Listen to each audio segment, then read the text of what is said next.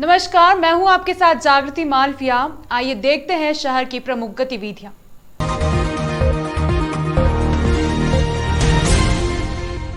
करोड़ों की हेराफेरी करने वाले हेड कैशियर को ईओडब्ल्यू पुलिस ने हिरासत में ले लिया है।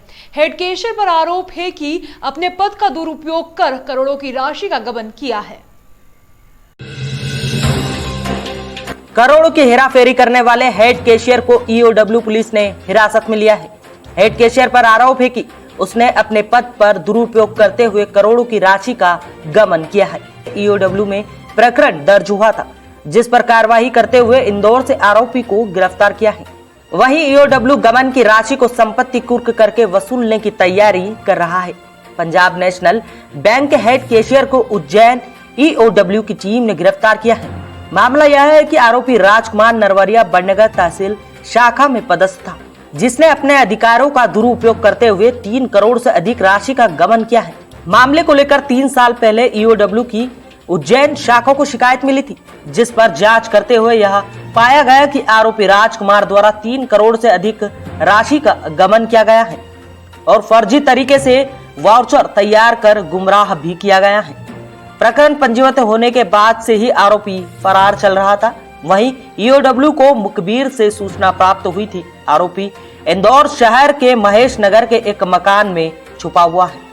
आरोपी की धरपकड़ को लेकर एक टीम तैयार की गई। उसके बाद महेश नगर स्थित आरोपी के घर पर छापा मारा गया, जहां से आरोपी हेड कैशियर राजकुमार नरवरिया को गिरफ्तार किया गया है।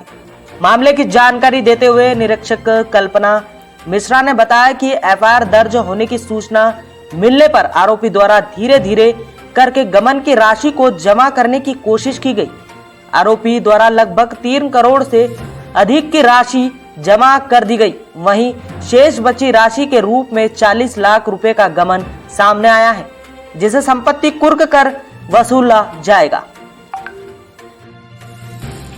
2020 में जो फरियादी हैं अजय कुमार राम, शाखा प्रबंधक पंजाब नेशनल बैंक के, इनके द्वारा रिपोर्ट करवाई थी, जिसमें आरोपी राजकुमार नरवरिया जो तत्कालीन खजांची थे, प्रधान खजांची, इनके द्वारा 36,65,185 रुपये का गबन किया गया था। इसमें जो आम पब्लिक का जो पैसा है ये जमा न करते हुए स्वयं के अकाउंट में या स्वयं के द्वारा इसका उपयोग करता रहा और काफ़ी समय के बाद में जब उसको ऐसा लगा कि रिपोर्ट हो रही है तो वो धीरे धीरे पैसा कुछ जमा भी करता गया और कुछ उसने जमा नहीं भी किया है।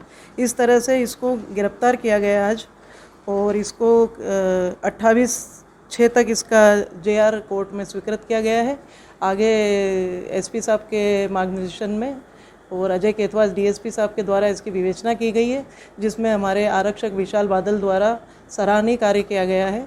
जाली रसीदी देखें और सील तो बैंक में रहती है, सील लगा के दे दिया, पब्लिक को लगा पैसा जमा हो गया और पैसा जमा होता नहीं था, वो अपने पास ही रख लेता था पैसा पूरा। ये प्रधान खजांची है ना, ये खुद ही प्रधान खजांची है, तो इसके पास तो अधिकार है इस चीज़ का, लेकिन इसने अपने अधिकार का दुरुपयोग किया और सारा पैसा अपने पर्सनल उपयोग में ले लिया। और पैसा जो है वो कोर्ट द्वारा वसूल किया जाएगा, विवेचना के बाद में जैसा कोर्ट आदेश देगी उस प्रकार से इनका पैसा भी वसूल किया जाएगा, संपत्ति कुर्क करके। डॉक्टर्स और पैरामेडिकल स्टाफ से मारपीट की बढ़ती घटना का विरोध करते हुए डॉक्टर्स ने काली पट्टी बांधकर मरीजों का इलाज किया। साथ ही प्रधानमंत्री के नाम ज्ञापन प्रेषित कर कठोर कार्रवाई की मांग की है। मरीजों की इलाज के दौरान मौत या अन्य कारणों के चलते अब डॉक्टर और पैरामेडिकल स्टाफ के साथ मारपीट की घटनाएं आम हो चली हैं।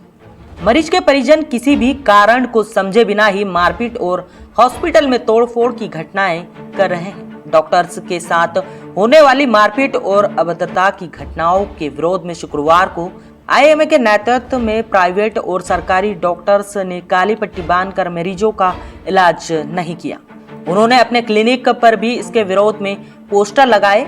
आईएमए के अध्यक्ष डॉक्टर कात्यायन मिश्रा और सीनियर डॉक्टर हर्ष मंगल ने बताया कि कोरोना काल को देखते हुए हड़ताल नहीं की गई और रैली व धरना आदि भी नहीं दिया गया।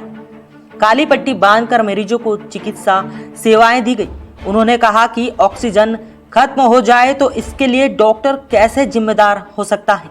कई शहर में इस तरह की घटनाएं सामने आई जिसमें ऑक्सीजन खत्म होने पर डॉक्टर से मारपीट की गई। अगर अस्पताल परिसर को सुरक्षित क्षेत्र घोषित किया जाए, आईपीसी और सीआरपीसी के तहत उन लोगों के खिलाफ कार्रवाई की जाए जो चिकित्सकों पर मारपीट करते हैं या हिंसा करते हैं, इनके केसेस फास्ट ट्रैक कोर्ट में चलें और इन्हें जल्दी से जल्दी सज़ा दिलवाए जाने का प्रावधान किया जाए। ये तीन ही प्रमुख मांगे हैं कि जिसके तहत सज़ा कानूनी रूप से उस व्यक्ति को जल्दी से जल्दी मिले जिसने डॉक्टर्स या चिकित्सकों के ऊपर हिंसा करी है, चाहे वो शाब्दिक हिंसा हो, चाहे वो असॉल्ट हो। और चिकित्सक ही नहीं, इवन पैरामेडिकल स्टाफ है, अस्पताल में काम करने वाले वार्ड बॉयज़ हैं, नर्सेस हैं, उन सब लोगों के खिलाफ हिंसा करने वालों के ऊपर इसी प्रकार की कार्रवाई हो। देखो क्या होता है कि जब मरीज़ आता है, क्रिटिकल कंडीशन में आता है, 2 या 3 लोग आते हैं और केस काफ़ी बिगाड़ के लेके आते हैं, उस समय तो बोलते हैं आप हमारे भगवान हो, आप बचा लो कैसे भी। जब बच जाता है, जब बिल सामने आता है या कोई अनायास कोई हादसा हो जाता है, पेशेंट को न बचा पाते हैं, तो उस समय मॉब इकट्ठी होती है। मॉब फिर बोलती है मारो डॉक्टरों को, ये तो लूटने के लिए बैठे हुए हैं, जो कि गलत है। पहले समझो तो सही बात क्या है। बगैर समझे सोचे ये कृत्य करते हैं, ये निंदनीय है। अस्पताल या क्लिनिक पर हिंसा होने से दूसरे मरीजों की चिकित्सा प्रभावित होती है। डॉक्टर मयंक गुप्ता और डॉक्टर जय शर्मा ने बताया कि उज्जैन के निजी अस्पताल चरक भवन व माधवनगर अस्पताल में भी डॉक्टर और स्टाफ के साथ मारपीट की घटनाएं आए दिन होती रहती हैं। इसे सख्ती से रोका जाना चाहिए। आईएमए के समर्थन में जिला अस्पताल में भी डॉक्टर्स ने काली पट्टी बांधकर कार्य किया। अधिकांश समय में यह देखने को मिला है कि डॉक्टर की कोई गलती नहीं होती है, बट वो उस समय गुस्सा डॉक्टर्स के ऊपर निकल जाता है। तो सेंट्रल आईएमए जो हमारा है, दिल्ली में है, उन्होंने एक आईएमए प्रोटेस्ट डे आज को घोषित किया है 18 जून को। इसमें पूरे देश भर में जो भी इस तरह की घटनाएं घटित हो रही हैं, उसका एक ब्यौरा हम प्रधानमंत्री जी को उचित माध्यम से पहुंचाएंगे। और हमारा ये निवेदन रहेगा, जो आम जनता है, जो प्रशासन है, वो हमारे लिए भी कुछ सोचें और इस तरह की घटनाएं ना हो, उसका एक निवेदन। यहाँ पे ये सोचते हैं कि अपने मरीज़ का सबसे अच्छे से अच्छा काम कर सके, वो नहीं कर पाते हैं। कई बारी पैसों की वजह से, कई बारी मरीज़ के हमारे ऊपर भरोसा ना दिखाने की वजह से। और हम मरीज़ को वही दे पाएंगे जो वो हमारे पास लेकर के आ रहा है। वो अगर केस बिगाड़ के लेकर के आ रहे हैं तो हम कोई जादू टोना करके मरीज़ को ठीक नहीं कर सकते हैं। तो ये बेसिकली एक बहुत बेसिक सी बात है। अगर ये मरीज़ और मरीज़ के साथ वाले परिजन जो हैं वो समझें कि सही टाइम पे सही इलाज कराएं, ताकि आपको और आपके मरीज़ को कोई और तकलीफ़ ना हो। देवास रोड के गांव चंदेसरा में गौशाला के लिए आवंटित 24 बीघा सरकारी जमीन को अतिक्रमण से मुक्त कराया गया है। ग्राम चंदेसी में देवास रोड स्थित 2 किलोमीटर अंदर करीब 24 बीघा सरकारी जमीन उपलब्ध है। इस जमीन को ग्राम पंचायत को गौशाला निर्माण हेतु आवंटित किया जा चुका है, मगर इस पर करीब 10 किसानों द्वारा कब्जा कर खेती की जा रही थी। कुछ समय पूर्व सीमांकन करने पहुंचे पटवारी और सचिव से विवाद किया गया था। देवास रोड स्थित ग्राम चंदेसी में गौशाला की जमीन का सीमांकन करने गए पटवारी गौरव आंजना और पंचायत सचिव मलखान सिंह के साथ माधव सिंह चौधरी ने हाथापाई की और सीमांकन करने से रोक दिया था। आरोपी के खिलाफ पुलिस ने शासकीय कार्य में बाधा व मारपीट का मामला दर्ज किया था। जिला प्रशासन ने उक्त सीमांकन हेतु पटवारियों का दल बनाकर नायब तहसीलदार योगेश मेश्राम के नेतृत्व में सीमांकन कार्य किया गया और गौशाला की जमीन से माधव सिंह चौधरी का कब्जा हटाया गया। खास बात यह रही कि तहसील के अन्य पटवारी सीमांकन स्थल पर अपने अपने कोटवारों के साथ उपस्थित रहे।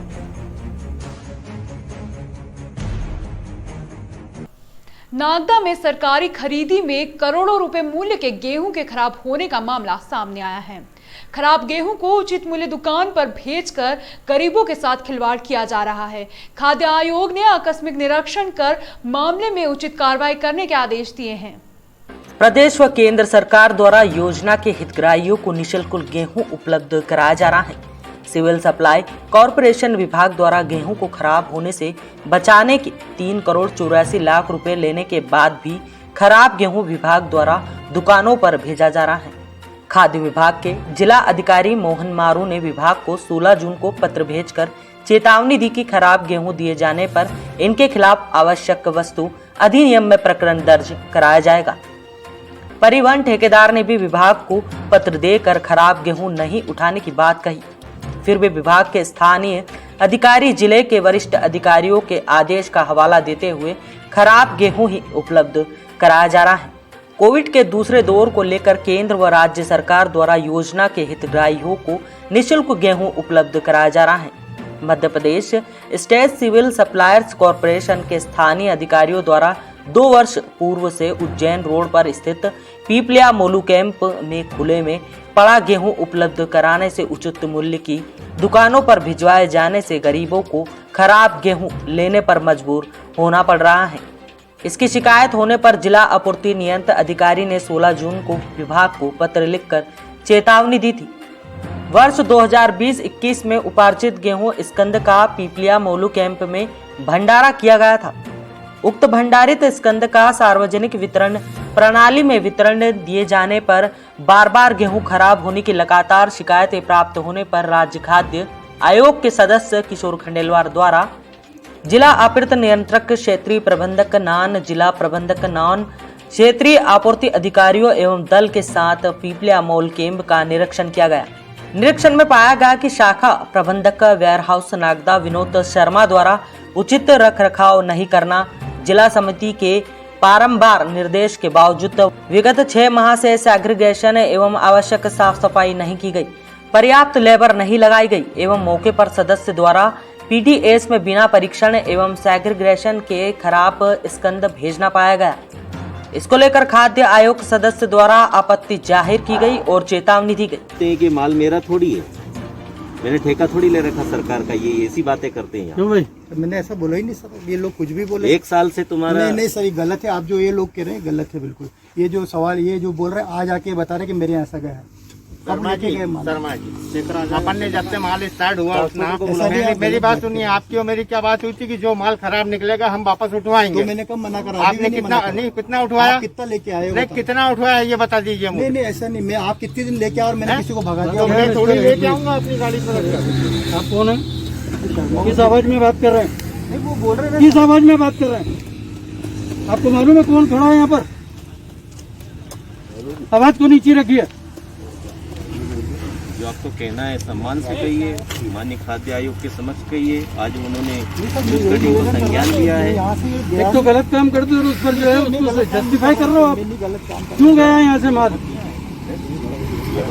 गया, यही आपकी गलती। क्षेत्रीय प्रबंधक वेयरहाउस नॉन एवं जिला आपूर्ति नियंत्रक को निर्देश दिए गए कि स्वयं की निगरानी में जमा गेहूं लगभग 10,000 में टन का 1 सप्ताह में सेग्रीगेशन की कार्यवाही पर्याप्त लेबर लगाकर की जावे एवं पीडीएस में एफएक्यू अनाज ही भेजा जावे।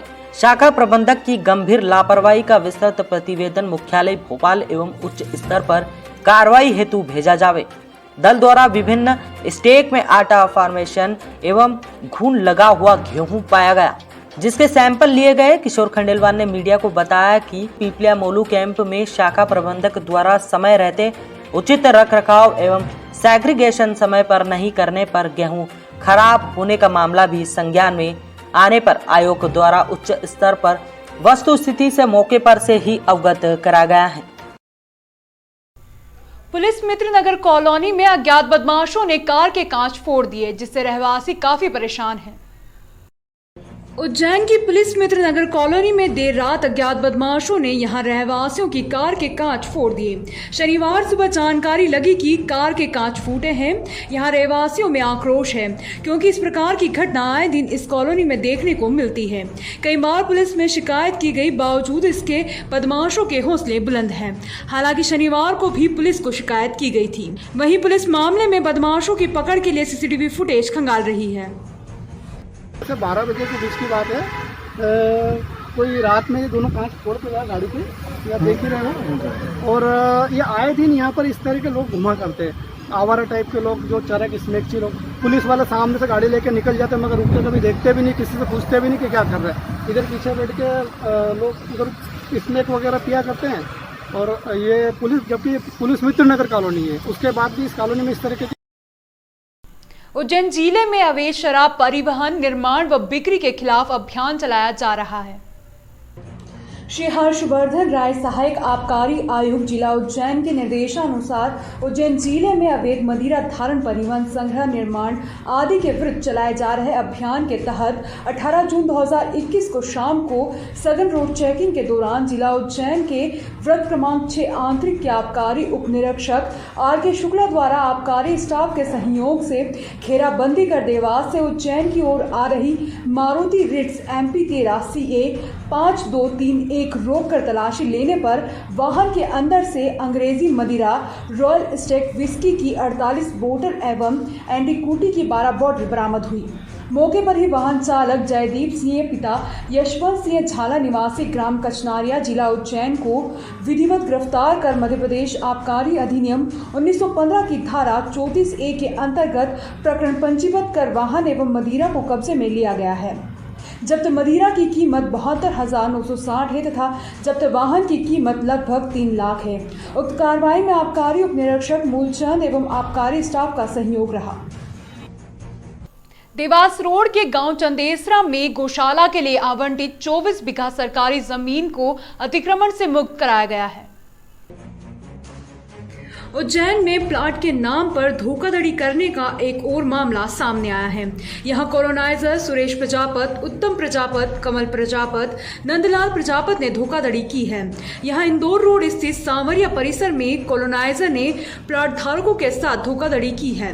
वर्ष 2004 में प्लाट धारकों ने यहां कॉलोनी में प्लाट खरीदे। कॉलोनाइजर ने प्लाट की रजिस्ट्री कर दी। नगर पालिका निगम में टैक्स भी जमा हो गया। 16 वर्ष बाद वर्ष 2020 में प्लाट पर जब मकान निर्माण करना शुरू हुआ तो नगर पालिका निगम की टीम ने निर्माण कार्य तत्काल रोक दिया। प्लाट धारक जब नगर निगम पहुंचे तो जानकारी लगी कि कॉलोनाइजर ने धोखाधड़ी की है। उक्त प्लाट नगर पालिका निगम में बंधन है। एक प्लाट धारक ने थाना सेंटर कोतवाली में कॉलोनाइजर के खिलाफ प्रकरण दर्ज कराया, जहां कॉलोनाइजर ने जमानत करवा ली है और अब मामला न्यायालय में है। वहीं दूसरे प्लाट धारक ने थाना नानाखेड़ा में शिकायत दर्ज कराई, परंतु थाना नानाखेड़ा पुलिस कोई कार्रवाई नहीं कर रही है। नगर पालिका निगम व थाना नानाखेड़ा की शिथिल कार्रवाई का खामियाजा प्लाट धारक को भुगतना पड़ रहा है। 3 रीटेक है। 3 रीटेक बताऊं? 2004 में मेरे पापा ने रघुनाथ जी बारोड ने प्लॉट खरीदा था सुरेश प्रजापत, उत्तम प्रजापत, कमल प्रजापत से।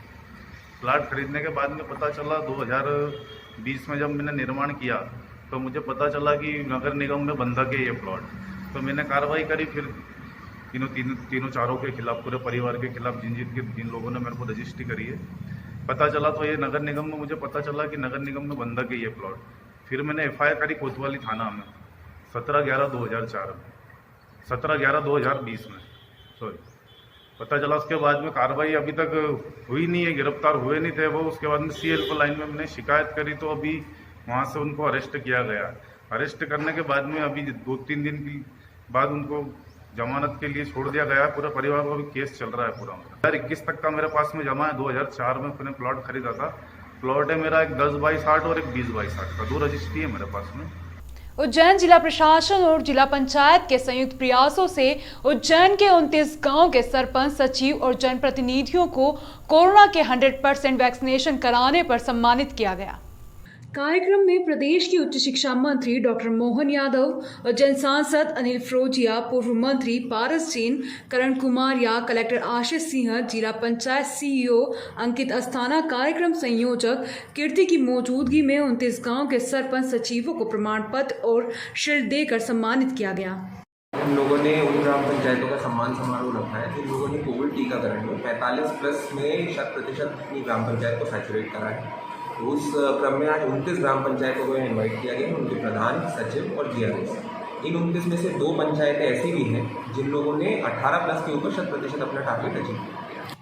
कोरोना की दूसरी लहर के बाद उज्जैन जिला कलेक्टर ने जिला पंचायत के सीईओ अंकित अस्थाना को जिम्मेदारी दी थी कि वह गांव के अंदर अधिक से अधिक लोगों को वैक्सीनेशन लगाने के लिए प्रेरित करें। इसको लेकर उज्जैन जिला कलेक्टर आशीष सिंह और जिला पंचायत सीईओ अंकित अस्थाना ने सरपंच सचिवों एवं आशा कार्यकर्ताओं को एकत्रित कर एक बैठक में बात कही थी कि अगर वह अपने अपने गाँव के अंदर 100% विश्लेषण का काम करते हैं तो उन्हें मनरेगा के तहत गाँव के लिए राशि स्वीकृत की जाएगी, जिसे वह अपने गांव के विकास में लगा सकते हैं।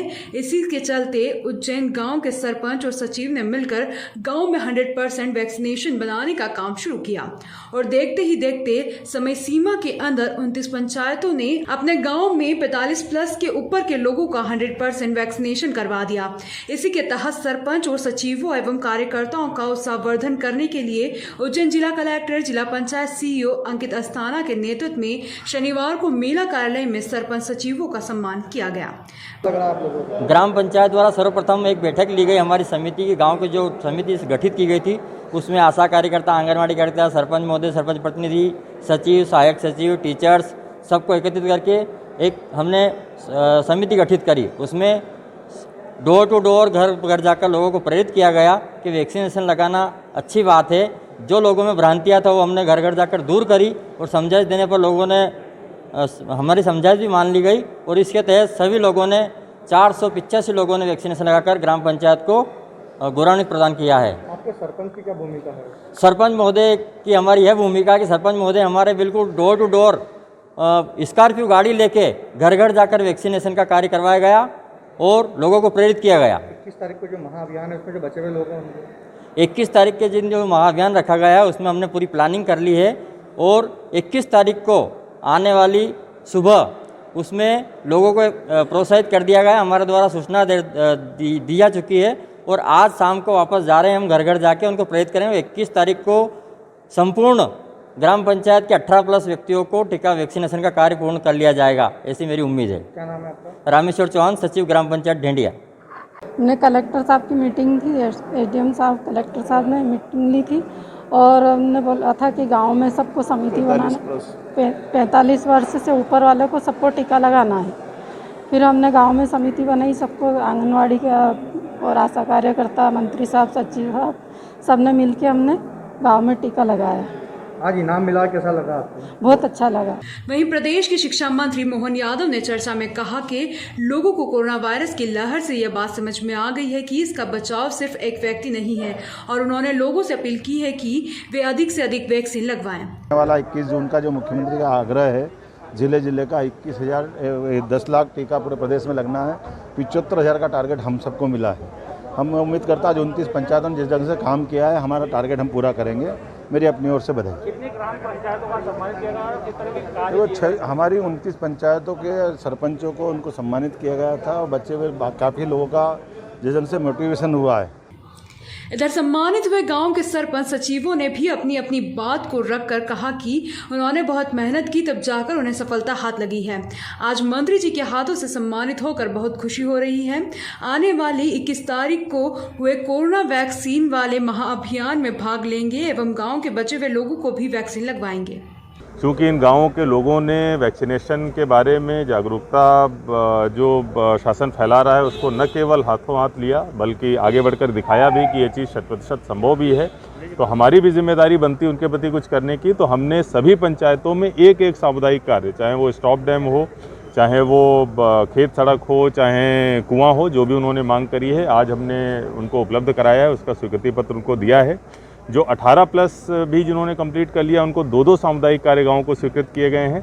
साथ ही इन सभी से ये भी मैंने अपील करी है कि आगामी 21 तारीख को जो महा वैक्सीनेशन हमारा अभियान है जिसमें 75,000 वैक्सीन हम लोग एक दिन में पूरे ज़िले भर में लगाने वाले हैं, उस दिन ये सभी पंचायतें 18 प्लस वाला भी 100% करके 100% वैक्सीनेटेड ग्राम पंचायतें बन जाएं। मुझे पूरी उम्मीद है कि जिस तरीके की जागरूकता और जिस तरीके की सक्रियता यहाँ के जनप्रतिनिधियों ने और ग्रामवासियों ने दिखाई है, हम लोग निश्चित रूप से वैक्सीनेशन में बहुत आगे रहेंगे और ये सारी पंचायतें 100%।